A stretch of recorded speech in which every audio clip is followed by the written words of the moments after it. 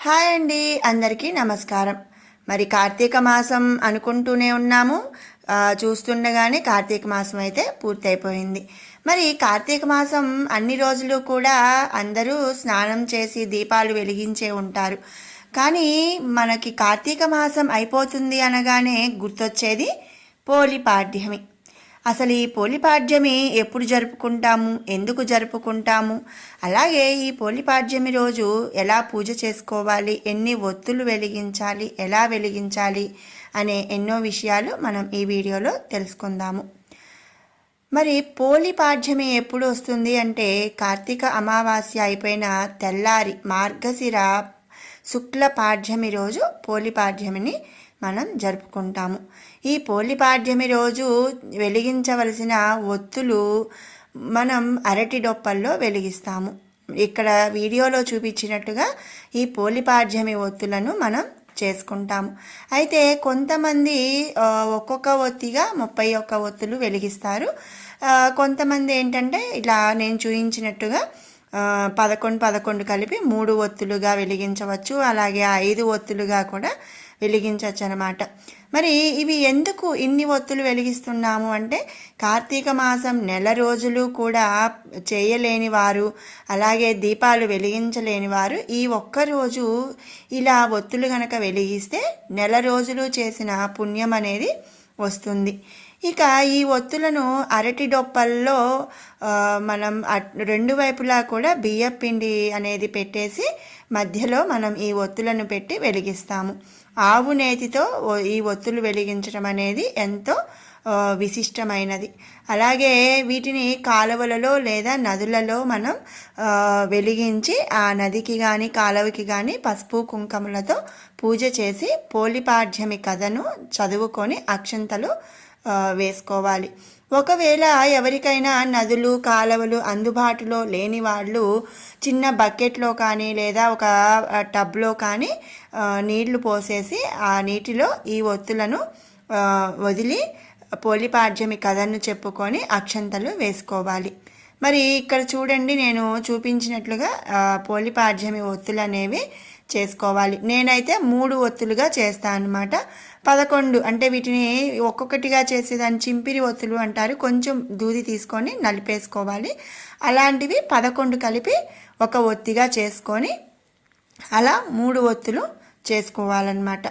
కావాలనుకుంటే 5 ఒత్తులు లేదా 11 ఒత్తులు అట్లా కూడా చేసుకోవచ్చు. కొంతమంది ఒకే ఒత్తిగా కూడా చేసుకొని వెలిగించవచ్చు. ఎవరి అందుబాటుని బట్టి వాళ్ళు చేసుకోవచ్చు. ఇక ఈ పోలిపాడ్యమి, అసలు ఈ పోలిపాడ్యమి అని ఎందుకు వచ్చింది, ఈ పోలిపాడ్యమి వెనుక ఉన్న అసలు కథ ఏమిటి అనేది మనం ఇప్పుడు తెలుసుకుందాము. పూర్వం ఓ గ్రామంలో ఉమ్మడి కుటుంబంలో 5 కోడళ్ళు ఉండేవారు. వారిలో చిన్న కోడలి పేరు పోలి. ఆమెకు చిన్నప్పటి నుంచి దైవభక్తి ఎక్కువ. కానీ అదే భక్తి అత్తగారికి నచ్చలేదు. కారణం, తనకంటే భక్తురాలు మరొకరు ఉండకూడదు, తనే నిజమైన భక్తురాలు అనే అహంకారంతో ఉండేది. అందుకే చిన్న కోడలైన పోలితో పూజలు చేయనిచ్చేది కాదు. కార్తీక మాసం వచ్చినప్పుడు కూడా మిగిలిన కోడళ్లను తీసుకొని నదికి వెళ్ళి స్నానం ఆచరించి దీపాలు వెలిగించుకొని పూజలు చేయించి వచ్చేది. కానీ పోలిని పట్టించుకునేది కాదు. పైగా తనకు ఎలాంటి సౌకర్యం కూడా లేకుండా చేసేది. కానీ పోలి మాత్రం బాధపడేది కాదు. అత్తగారు తోడికోడళ్ళు అటు వెళ్ళగానే పెరట్లోని పత్తి చెట్టు నుంచి కాస్త పత్తి తీసుకొని కవ్వానికి ఉన్న వెన్నను తీసి పత్తికి రాసి దీపం వెలిగించేది. ఆ దీపం ఎవరికంటా పడకుండా దానిపై బుట్ట బోర్లించేది. ఇలా మాసమంతా సూర్యోదయానికి ముందే స్నానం ఆచరించి నిత్యం దీపారాధన చేసేది. చివరికి కార్తీక అమావాస్య పూర్తయిన మర్నాడు మార్గశిర శుద్ధ పాడ్యమి వచ్చింది.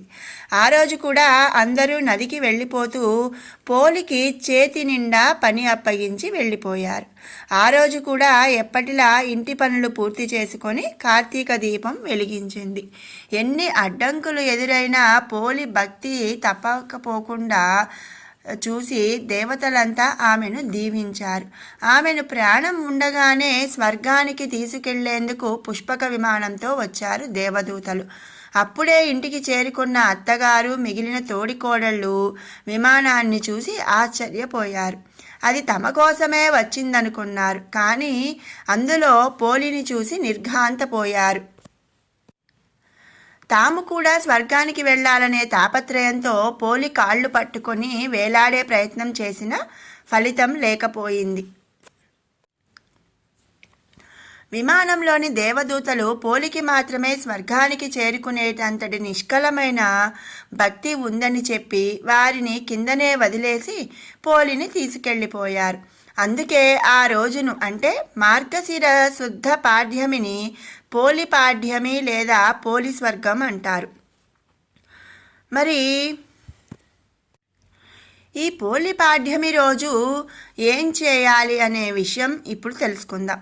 కార్తీక అమావాస్య మర్నాడు వచ్చే పాడ్యమి రోజు దీపం వెలిగించి ఈ పోలి కథలు చెప్పుకొని ఆమెలా స్వర్గద్వార ప్రవేశం కల్పించాలని భక్తులు ప్రార్థిస్తారు. నెల రోజులు ఎలాంటి నియమాలు పాటించని వారు కనీసం పోలి పాడ్యమి రోజైన 30 ఒత్తులను వెలిగించి అరటి దొప్పల్లో పెట్టి నీటిలో వదులుతారు.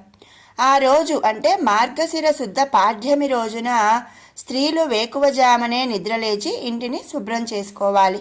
తర్వాత నదీ స్నానాలు ఆచరించి ఆవు నెయ్యితో దీపాలను వెలిగించి అరటి దొప్పలపై పెట్టి నదుల్లో విడిచిపెట్టాలి. అదేవిధంగా ఆ నదీమాతను పసుపు కుంకుమ పూలతో పూజిస్తారు. పోలి దీపాన్ని నీటిలో వదిలిన తర్వాత 3 సార్లు ఆ దీపాన్ని ముందుకు తోస్తూ నమస్కారం చేసుకొని పోలి కథను వినాలి. నదులు అందుబాటులో లేనివారు ఇళ్లలో ఉండే బోర్లు లేదా బావి నీటితో స్నానం చేయాలి. ఆ తర్వాత ఒక గిన్నెలో లేదా ఒక బకెట్లో నీటిని పోసి తులసి కోట ముందు ఈ దీపాలను వెలిగించి గంగాదేవికి నమస్కరించడం ద్వారా పుణ్యఫలం లభిస్తుందని మన పండితులు చెబుతున్నారు. మరి విన్నారు కదండి పోలి స్వర్గం లేదా పోలి పాడ్యమి కథ. అలాగే ఆ రోజు ఏం చేయాలి అనేది అందరూ కూడా ఈ పోలి పాడ్యమి రోజు పోలి స్వర్గపు ఒత్తులు వెలిగించి పోలిలాగా అందరూ స్వర్గాన్ని చేరాలి అని చెప్పి ఆశిస్తున్నాను. మరి మీకు ఈ వీడియో నచ్చినట్టయితే లైక్ చేయండి, షేర్ చేయండి. అలాగే మరిన్ని అప్డేట్స్ కోసం మన ఛానల్ని సబ్స్క్రైబ్ చేసుకోండి. Thanks for watching.